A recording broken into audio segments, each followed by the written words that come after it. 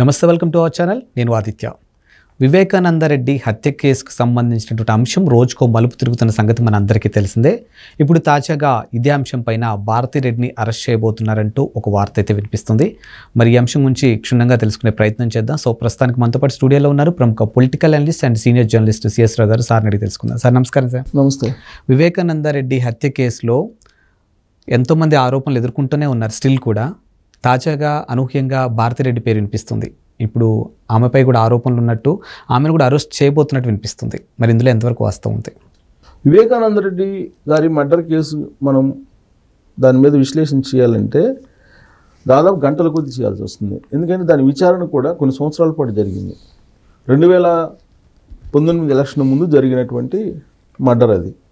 అప్పటి నుంచి దానికి సంబంధించినటువంటి విచారణ రకరకాల మలుపులు తిరుగుతూ వచ్చింది. లాస్ట్కి సిబిఐ ఛార్జ్ షీట్ కూడా వేసింది. ఆ సిబిఐ ఛార్జ్ షీట్లో ఏం చేశారు, అవినాష్ రెడ్డి వాళ్ళ తండ్రి భాస్కర్ రెడ్డి వీళ్ళందరికీ కలిసి ఈ మర్డర్ చేశారనేది వాళ్ళు ఛార్జ్ షీట్లో పొందుపరిచారు. గూగుల్ టేక్అవుట్ ద్వారా వాళ్ళు మొత్తం ఐడెంటిఫై చేసి ఆ టెక్నాలజీని ఉపయోగించి సిబిఐ వాళ్ళు ఫైనల్గా వీళ్ళ ప్రమేయం ఉంది అని చెప్పి తేల్చి భాస్కర్ రెడ్డిని అరెస్ట్ చేశారు. అవినాష్ రెడ్డిని అరెస్ట్ చేయాలని ప్రయత్నం చేసినప్పుడు జగన్మోహన్ రెడ్డి గారు ఆ రోజున ముఖ్యమంత్రిగా ఉన్నారు కాబట్టి సిబిఐని కూడా ఆంధ్రప్రదేశ్లోకి వచ్చి అవినాష్ రెడ్డిని అరెస్ట్ చేయకుండా ఉండేటువంటి పరిస్థితిని క్రియేట్ చేశారు. లాస్ట్కి ఆయన అరెస్ట్ చేయకుండా ఆన్ పేపర్ ఏదో అరెస్ట్ చూపించేసి బెయిల్ మీద ప్రస్తుతం అవినాష్ రెడ్డి ఉన్నారు. ఈ మొత్తం విచారణలో సిబిఐ ఆల్రెడీ భారతిరెడ్డి గారికి సంబంధించినటువంటి పిఐని పిలిచి విచారించారు. తర్వాత అక్కడ ఓఎస్ది ఎవరు ఉన్నారు, కృష్ణమోహన్ రెడ్డి ఎవరో సంథింగ్, అతన్ని కూడా పిలిచి విచారించారు. తర్వాత అజయ్ రెడ్డి కల్లాం ఆయన వాంగ్మూలం కూడా తీస్తున్నారు. ఆయన వాంగ్మూలంలో ఏం చెప్పారంటే జగన్మోహన్ రెడ్డి గారికి ఈ మర్డర్ గురించి ముందే తెలుసు అనేటువంటి వాంగ్మూలం ఆయన ఇచ్చారు అని చెప్పేసి సిబిఐ వాళ్ళ వాంగ్మూలంలో పొందుపరిచారు. అయితే ఆ వాంగ్మూలంలో వాళ్ళు పొందుపరిచింది తప్పు అని చెప్పేసి అజయ్ రెడ్డి కలాం అంటున్నారు. అది వేరే, అది సరే ఈయనే కాదంటున్నారు, వాళ్ళేమో వాంగ్మూలం అని చెప్పి వాళ్ళు చెబుతున్నారు. అంటే ఇది విత్ ఇన్ ది ఫ్యామిలీలో పొలిటికల్గా జరిగినటువంటి మర్డరు అనేది షర్మిల చెప్తున్నారు. పొలిటికల్ మర్డర్ ఇది ప్యూర్గా అని చెప్పి ఎన్నికల క్యాంపెయిన్లో షర్మిల గారు అనేక సందర్భాల్లో చెప్పారు. హంతకులు జగన్మోహన్ రెడ్డి గారితో తిరుగుతూ ఉన్నారు, హంతకులను వెంట వేసుకొని జగన్మోహన్ రెడ్డి ఎన్నికల ప్రచారం చేస్తున్నారు అనేది వివేకానంద రెడ్డి గారి కుమార్తె డాక్టర్ సునీతారెడ్డి గారు అనేక సందర్భాల్లో చెప్పారు. వివేకానంద రెడ్డి గారి సతీమణి, వివేకానంద రెడ్డి గారి కుమార్తె షర్మిల వీళ్ళందరూ ముక్తకంఠంతో చెప్పేది ఏంటంటే ఖచ్చితంగా వివేకానంద రెడ్డి గారిని మర్డర్ చేసిన హంతకులతోటి జగన్మోహన్ రెడ్డి గారు ఉన్నారు, వాళ్ళకి ప్రోత్సహిస్తున్నారు, వాళ్ళకి అండగా నిలిచారు అనేటువంటిది ఎన్నికల ముందు ప్రతి వేదిక మీద కూడా వాళ్ళు చెప్పారు. దీని వెనుక భారతిరెడ్డి గారి ప్రమేయం ఉందని చెప్పి షర్మిల గారు కూడా అనేక సందర్భాల్లో చెప్పారు. ఫోన్లు మర్డర్ జరిగిన తర్వాత ఫోన్ చేసింది ఎవరికి చేశారు అనేటువంటి ఒక పాయింట్ని రైజ్ చేశారు షర్మిల గారు కూడా సిబిఐకి కొన్ని క్లూలు కూడా అందజేశారు. సో ఇలా అన్ని రకాల నుంచి ఇన్వెస్టిగేషన్ని దాదాపుగా సిబిఐ వాళ్ళు పూర్తి చేశారు. కానీ అరెస్టులకు వెళ్ళేటప్పటికి జగన్మోహన్ రెడ్డి గారు మొన్నటి వరకు అధికారంలో ఉన్నారు కాబట్టి సిబిఐ అరెస్టులకి వెళ్ళడానికి కూడా వెనకాడింది.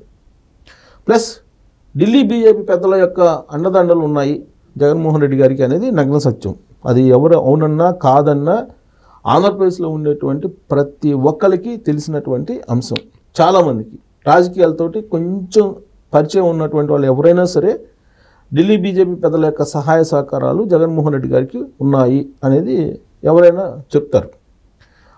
వాటి కారణంగానే జగన్మోహన్ రెడ్డి గారు ఇన్ని సంవత్సరాల పాటు బెయిల్ మీద ఉండటం కానీ ఆయన కిట్ ప్రోకో కేసుల్లో, అలాగే అవినాష్ రెడ్డి అరెస్ట్ కాకపోవడానికి కారణం అని చెప్పి చెప్తూ ఉంటారు. సో ఇప్పుడు పరిస్థితులు మారిపోయినాయి, రాజకీయాలు మారిపోయినాయి, కేంద్రంలో రాష్ట్రంలో ఎన్డీఏ ప్రభుత్వాలు ఏర్పడ్డాయి. ఇలాంటి పరిస్థితుల్లో వివేకానంద రెడ్డి మర్డర్ కేసుకు సంబంధించి ఇన్వెస్టిగేషను వేగంగా ముందుకెళ్తుందంటే ఖచ్చితంగా ఆ కేసు దర్యాప్తును పూర్తి చేయాలని చెప్పేసి డెడ్ లైన్ కూడా పెట్టింది సుప్రీంకోర్టు. కానీ సుప్రీంకోర్టు డెడ్ లైన్ పెట్టినప్పటికి కూడా ఇన్వెస్టిగేషన్ ఆ డెడ్ లైన్ ప్రకారం పూర్తి చేయలేదు సిబిఐ. దీంతో ఇప్పుడు అనివార్యంగా ఆ కేసుకు సంబంధించినటువంటి విచారణను పూర్తి చేయాల్సిన అవసరం ఉంది. పూర్తి చేసి ఛార్జ్షీట్లు మొత్తం కోర్టుకి సబ్మిట్ చేయాల్సినటువంటి పరిస్థితి కూడా ఏర్పడింది. ఎందుకంటే సుప్రీంకోర్టు డెడ్ లైన్ పెట్టింది. డెడ్ లైన్ పెట్టి దానికి సపరేట్గా ఇన్వెస్టిగేషన్ ఆఫీసర్స్ని కూడా సుప్రీంకోర్టే ఎన్ఆర్స్ చేసింది. ఎన్ఆర్స్ చేసి ఆ కేసుని మొత్తాన్ని ఇన్వెస్టిగేషన్ పూర్తి చేసి ఇమీడియట్గా కోర్టులో చేయండి అని చెప్పి. సో కాబట్టి ఈ విచారణ చాలా వేగంగా జరుగుతుంది. జరుగుతున్నటువంటి క్రమంలో కొంతమంది అరెస్ట్ కూడా అయ్యి ఉన్నారు, కొంతమంది అప్రూవల్గా మారారు. ఇప్పుడు దస్తగిరి అప్రూవల్గా మారాడు. ఆ దస్తగిరికి సంబంధించినది కూడా తనని సాక్షిగా తీసుకోమని సాక్షిగా కూడా తీసుకున్నారు అతన్ని. సో అప్రూవల్ని సాక్షిగా ఎలా తీసుకుంటారనే ప్రశ్న కూడా అటువైపు నుంచి వచ్చింది. ఎవరు వివేకానంద రెడ్డికి సంబంధించినటువంటి ఎవరైతే నిందితులు ఉన్నారో అటువైపు నుంచి కూడా వచ్చింది. కానీ సాక్షిగా తీసుకున్నారు దస్తగిరిని. సో అన్ని రకాలుగా ఈ ఇన్వెస్టిగేషన్ పైగా డాక్టర్ సునీత రెడ్డి గారు ఆవిడ సుప్రీంకోర్టుకి వెళ్ళి సుప్రీంకోర్టు దాకా పోరాడారు. ప్లస్ ఎన్నికల్లో కూడా ఎన్నికల ముందు క్యాంపెయిన్లో చంద్రబాబు గారితో అలాగే పిఎంఓ ఆఫీస్ తోటి కూడా ఆవిడ కాంటాక్ట్లోకి వెళ్ళి వివేకానంద రెడ్డి గారి మర్డర్ కేసుకు సంబంధించిన నిజాలను బయట పెట్టండి, ఎవరు నేరస్తులు బయట పెట్టండి, ప్రజాకోర్టులో ప్రజలకు తెలియాలి ఎవరు చేశారనేది అని చెప్పి ఆవిడ కూడా చాలా ఫైట్ చేశారు. సో ఇంత ఫైట్ జరిగిన తర్వాత ఆ కేసుకు సంబంధించినటువంటి అంతిమ తీర్పు రావడానికి ఇంకొద్దిగా ఇన్వెస్టిగేషన్ పూర్తి చేయాల్సింది. ఈ ఇన్వెస్టిగేషన్ పూర్తి చేయాల్సిన క్రమంలో ఇది పొలిటికల్ మర్డర్ అని చెప్పి ఒక కంక్లూజన్కి సిబిఐ వచ్చిందని చెప్పి చెప్తున్నారు. పొలిటికల్ మర్డర్ ఎలా జరిగింది అని అంటే వివేకానంద రెడ్డికి కడప ఎంపీ పోటీ చేయడానికి అవకాశం ఇవ్వాలా, లేదంటే అవినాష్ రెడ్డికి ఇవాళ పోటీ చేయడానికి అనేటువంటి ఒక వివాదం వచ్చినప్పుడు, వివాదమో లేదంటే అభిప్రాయం వచ్చినప్పుడు దాని మీద భిన్నాభిప్రాయాలు వ్యక్తమైనటువంటి క్రమంలో అవినాష్ రెడ్డికి ఎంపీ టికెట్ ఇవ్వాలని చెప్పి భారతిరెడ్డి గారు పట్టుబట్టి ఇప్పించారు. సరిగ్గా అక్కడే ఇష్యూ రైజ్ అయింది. దాని ఫలితమే ఇప్పుడు మర్డరు అనేది సిబిఐ వాళ్ళు కానీ లేదంటే షర్మిల గారు లాంటి వాళ్ళు ఇచ్చినటువంటి సమాచారం ఆధారంగా కానీ దాన్ని భావిస్తున్నారు. సో కాబట్టి అసలు ఆ రోజు ఏం జరిగింది, ఇది ఎంపీగా టికెట్ ఇచ్చేటువంటి విషయంలో ఏం జరిగింది అనేది ఎవరు చెప్పాలి? చెప్తే జగన్మోహన్ రెడ్డి గారని చెప్పాలి, లేదా భారతిరెడ్డి గారని చెప్పాలి. అయితే ఇక్కడ భారతిరెడ్డి గారిని పిలిచి సిబిఐ విచారించే అవకాశం ఉంది అని చెప్పి లేటెస్ట్ వినిపిస్తుంది. ఎందుకు అని అంటే మర్డర్ జరిగిన తర్వాత ఫోన్లు చేసింది భారతిరెడ్డి గారు పిఏనే ఫోన్ ఎత్తారు అనేది ఒక అంశం ఉంది ఇన్వెస్టిగేషన్లో. సో దాన్ని బేస్ చేసుకుని భారతిరెడ్డి గారిని పిలిచి విచారించాలి అనేటువంటి ప్రయత్నం గతంలో కూడా చేశారు.